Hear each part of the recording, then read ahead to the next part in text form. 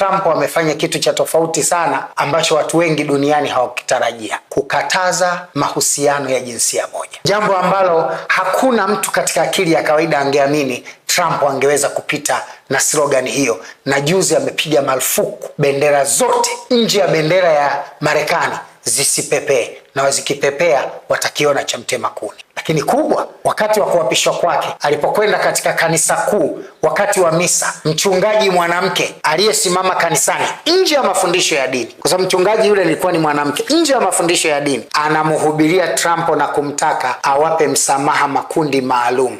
Alienda kwingi miongoni mwao wanaokimbia vita, ni ujanja aliutumia, wanaokimbia vita wakubali kuwapokea.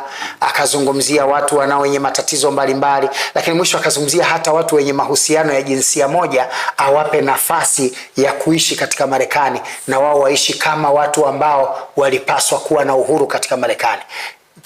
Donald Trump aliamua kutoka kanisani bila kusema chochote, na alipofika nje akasema, nimeshangaza, nilidhani mchungaji atazungumzia hotuba ya maana, kumbe kazungumza hotuba ya upuuzi mtupu. Kwa mara ya kwanza Trump anasema hotuba ya mchungaji wake ni upuuzi mtupu, kwa sababu anadefend watu wa jinsia moja katika mahusiano, jambo ambalo maandiko matakatifu yanakataza. Kwa sababu wazo la kuingiliana wanamume kwa wanamume ni wazo la wanatheolojia wa Kikristo, na kamwe na katu si katika mawazo ya Biblia. Biblia haikubaliani na hilo. Biblia imekataza kabisa mwanamume kwa mwanamume au mwanamke kwa mwanamke kukutana kimwili au kuoana. Biblia imekataza. Kwa Trump katika hili nadhani ameanza kuelimika na kustaarabika, ameamua afanye ukweli. Na wakati mwingine, narudia hicho kipande, na wakati mwingine Mungu huutumia hata mdomo wa shetani